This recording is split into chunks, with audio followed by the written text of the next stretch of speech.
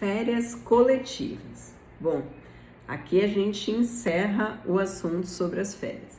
Se você já chegou nas férias coletivas e precisa entender como é que ela é paga, calculada, fruída, você precisa entender as férias individuais.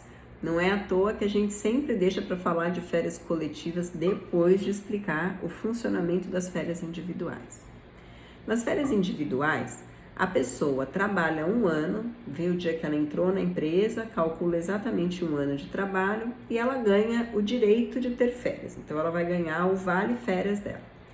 A gente fala que esse um ano de trabalho para ter direito às férias é o período aquisitivo.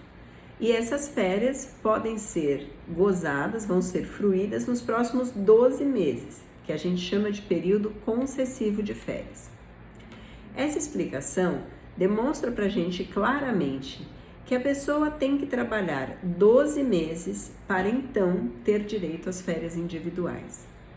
Acontece que para algumas empresas, para algumas atividades, não há possibilidade de ajustar o funcionamento da empresa, daquela atividade, garantindo-se a todos os empregados que eles saiam de férias de forma pulverizada. Cada hora um empregado está de férias.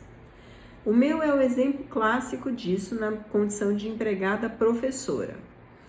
Não faz sentido nenhum que no meio de um ano de estudo, que no meio de um semestre, um professor tire férias em março e aí os alunos ficam sem aula dele em março, o outro professor em abril, o outro em maio.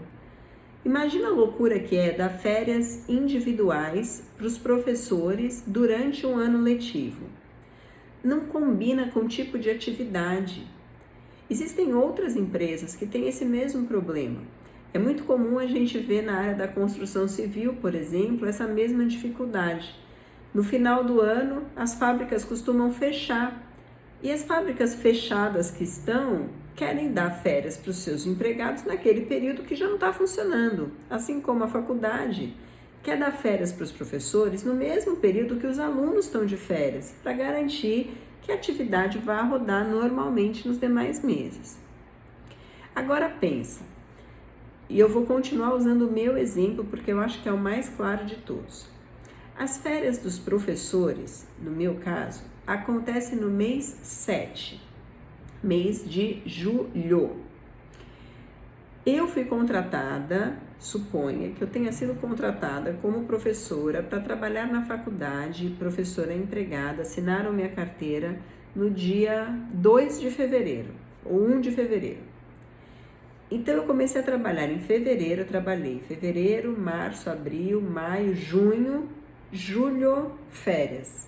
Para todos os professores, férias coletivas. Eu só trabalhei 5 meses. Será que vou ter direito de sair de férias? Essa é a grande questão em relação às férias coletivas. Como é que é feito o pagamento e quem tem direito a sair de férias ou não? Bom, no exemplo que eu dei, eu vou ter direito de sair de férias aqui no mês 7. Trabalhei fevereiro, março, abril, maio, junho e já vou sair de férias. Por quê? Para a faculdade não existe a menor possibilidade de me manter lá, esperando eu completar um ano, em fevereiro do ano que vem, para só depois me dar férias, sabe-se lá quando. Para a faculdade é muito mais interessante que eu saia de férias junto com todos os outros professores, porque afinal de contas no mês 7 não vai ter serviço para mim, e quando eu retornar, eu vou iniciar uma nova contagem, um novo período aquisitivo. Aí sim, ele vai ser sempre de um ano e vai bater certinho com a data das férias. Então veja, eu que comecei a trabalhar um pouco antes do período das férias coletivas, saio de férias junto com todo mundo, porque quando eu retornar, eu vou começar a contagem de um novo período e aí, assim como os meus demais colegas, eu vou completar um ano de casa, vou completar um ano de serviço justamente quando bater novamente o período das férias coletivas. Então, O empregado que ainda não tem um ano trabalhado, que ainda não completou os 12 meses do período aquisitivo, vai sair de férias coletivas normalmente. E a empresa faz isso porque determinar férias coletivas é um direito que a empresa tem para garantir a organização, a melhor organização do trabalho dela. Ou seja, é uma opção da empresa para organizar a sua atividade e principalmente a sua mão de obra. Então, ela vai correr o risco de eventualmente ter que deixar o empregado sair de férias antes dele cumprir integralmente o período aquisitivo. Pois bem, então, mesmo se eu entrar um pouco antes da data das férias, mesmo se eu cumprir parcialmente o período aquisitivo, eu terei direito às férias. Mas quanto é que eu vou receber de férias? No meu exemplo, eu trabalhei só 5 meses e já saí de férias. Quando eu sair de férias, eu vou receber férias integrais? Ou seja, eu vou receber férias como se eu tivesse trabalhado 12 meses, que é o período aquisitivo integral? Não parece justo. Tudo bem eu ficar em casa os 30 dias de férias, mas receber como se eu tivesse trabalhado um ano, sendo que na verdade eu só trabalhei 5 meses, não parece justo. É por isso que a gente vai calcular nesse caso férias proporcionais ao tempo que aquele empregado trabalhou. Então, eu trabalhei 5 meses e saí de férias. Eu vou calcular as minhas férias sobre 5 meses. Como é que eu faço isso? Pego o meu salário, coloco o adicional de 1/3, divido por 12 meses e multiplico pela quantidade de meses que aquela pessoa trabalhou, 5 meses no meu caso. Isso é o pagamento proporcional das minhas férias, porque não é justo que eu receba para ficar em casa com o adicional de férias por um período em relação ao qual eu não trabalhei. Primeira questão. Agora, segundo ponto. É justo para a empresa poder se organizar, para a faculdade, no exemplo que eu dei, poder estruturar a sua atividade, que eu fique na minha casa um mês sem poder trabalhar, então estou de férias coletivas, não posso trabalhar, vou ficar na minha casa, vou receber aquele mês proporcionalmente, lembra que são só os 5 meses, e vou ficar dura na minha casa, sem ter dinheiro para pagar as minhas contas, porque eu estou recebendo no mês de férias menos do que eu receberia trabalhando o mês inteiro? Afinal de contas, eu estou recebendo férias proporcional? Também não é justo. Então, como é feito o pagamento das férias coletivas nesse caso? Eu vou receber o mês inteirinho do meu salário. Eu vou receber um pagamento, uma licença remunerada. Eu vou receber pelo mês cheio. Se meu salário é R$3.000, eu vou receber R$3.000 naquele mês. Mas só vou receber férias, ou seja, só vou ter 1/3 a mais em relação ou proporcionalmente aos 5 meses que eu trabalhei. O mês eu recebo. O mês eu vou receber cheio, o pagamento. Afinal de contas, eu estou na minha casa porque a empresa determinou assim, porque é melhor para a empresa. Então, eu vou receber o meu pagamento cheio. Mas e aquele adicional de férias? Ah, sim, aquele adicional de férias eu só vou receber proporcionalmente a 5 meses. Vale a pena mostrar um cálculo disso para você e eu já vou apresentar esse cálculo. Antes, eu queria só falar mais um pequeno detalhe, aliás, 2 pequenos detalhes das férias coletivas. Primeiro, a empresa não pode determinar livremente que quer dar férias coletivas e avisar a toque de caixa a todo mundo que a empresa vai fechar e que ninguém mais vai trabalhar. A intenção de dar férias coletivas, ela deve ser informada para o Ministério Público do Trabalho e para o sindicato das categorias que trabalham naquela empresa, pelo menos com 15 dias de antecedência.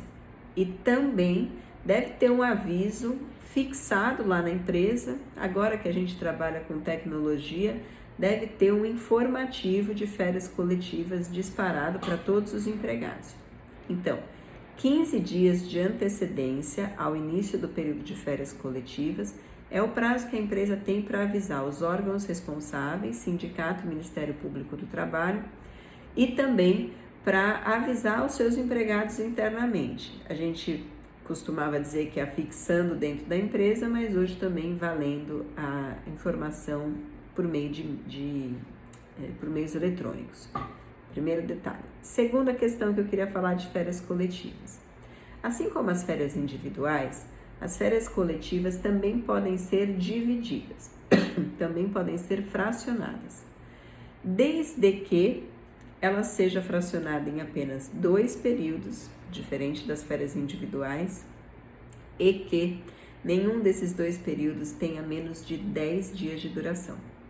Férias individuais, posso dividir em 3 períodos, desde que um com 14 ou mais dias e os outros 2 não podem ter menos do que 5. Férias coletivas, só posso dividir em 2 períodos, desde que nenhum deles tenha duração menor do que 10 dias. Agora sim, já deu para entender o grosso das férias coletivas, faltou só a gente fazer o cálculo das férias coletivas daquele empregado recém-contratado, que não completou ainda o período aquisitivo. Essa questão do pagamento do mês inteiro e da proporcionalidade em relação a 1/3. Vem comigo que eu vou te mostrar como é que isso funciona desenhando para você. Vamos lá. Como é que eu faço para calcular as férias coletivas proporcionais? Ou seja, as férias coletivas de quem foi admitido no trabalho numa data e vai sair de férias antes de completar 1 ano de serviço, ou seja, antes de cumprir integralmente o período aquisitivo. No nosso exemplo, eu vou colocar alguém que tenha remuneração fixa de R$3.000. A primeira coisa que a gente precisa fazer é calcular o valor das férias. Normalmente, que nem a gente faria se fosse férias individuais, se fosse férias integrais. Ou seja, eu vou pegar a remuneração daquela pessoa e vou colocar o adicional de 1/3, que é o terço constitucional de férias. No exemplo que eu estava criando, R$3.000 de remuneração, 1/3 de R$3.000 é R$1.000, ou seja, total de R$4.000 é o valor das férias, é o salário de férias. Férias integrais. Isso daqui é para quem trabalhou o período aquisitivo inteiro. Se esse cara tivesse trabalhado 1 ano, ele ia ter recebido R$4.000 de férias. Por quê?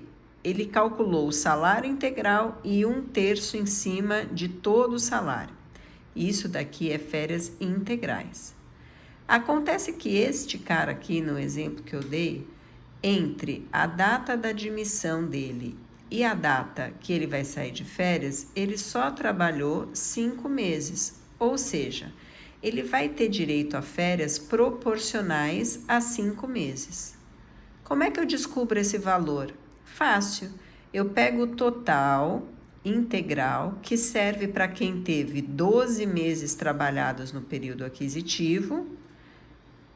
Pego esse total, R$4.000, e divido pela quantidade de meses que existe no ano, 12 meses. Vou chegar a um resultado de que cada mês de férias vale R$333,33. Quantos meses este cara trabalhou para receber as férias? 5 meses? Então, se cada mês vale R$333,33, é só eu multiplicar o valor do mês pela quantidade de meses que ele trabalhou no período aquisitivo, por 5 meses. Isso aqui vai dar um resultado de R$1.666,65. Isso daqui é o que ele vai receber de férias por ter trabalhado 5 meses no período aquisitivo. Agora repara, esse cara ganha R$3.000 por mês. Ele vai sair de férias antecipadamente porque a empresa acha que assim é melhor. Ao invés de receber R$3.000 para pagar a conta dele, ele vai receber só esse valor aqui, R$1.666? Sacanagem, né? Afinal de contas, ele só está saindo de férias antes da hora porque a empresa assim quis. Então, os meses que falta para ele trabalhar, ele trabalhou 5 meses. Os outros 7 meses que ele não cumpriu do período aquisitivo, ele vai receber normal, ou seja, sem o adicional de 1/3. Como eu descubro isso, professora? Cálculo salário proporcional. Como é que eu descubro isso? Eu vou pegar o valor da remuneração dele, R$3.000, que é o valor da remuneração dele, e vou dividir pela quantidade de meses que existe no ano. E isso daqui vai me dar o resultado de R$250 por mês. Mas quantos meses eu quero descobrir? 7 meses. Então, eu vou pegar esse valor, R$250, vezes os 7 meses que eu quero. E isso daqui vai dar para mim uma remuneração de R$1.750. Quando essa pessoa sair de férias coletivas, o que ela vai receber? Férias proporcionalmente ao tempo trabalhado, ou seja, remuneração mais adicional proporcionalmente aos 5 meses. E não acredito, que falha, hein? Vou pegar outra. Borrou, gente, desculpa aí, hein? 1.665, que é a remuneração mais 1/3, só que proporcionalmente aos 5 meses que ela trabalhou no período aquisitivo, mais o que a gente chama de uma licença remunerada, ou seja, o restante dos meses que não tem adicional de 1/3, ela recebe como pagamento normal. Ela vai receber como se estivesse trabalhando os 12 meses e vai garantir o adicional de 1/3 em cima dos 5 meses do período aquisitivo que ela completou. Agora tá moleza, né? Essa pessoa aqui, no final das contas, vai receber, a título de pagamento de férias, R$3.416,65, que é a soma disso mais isso.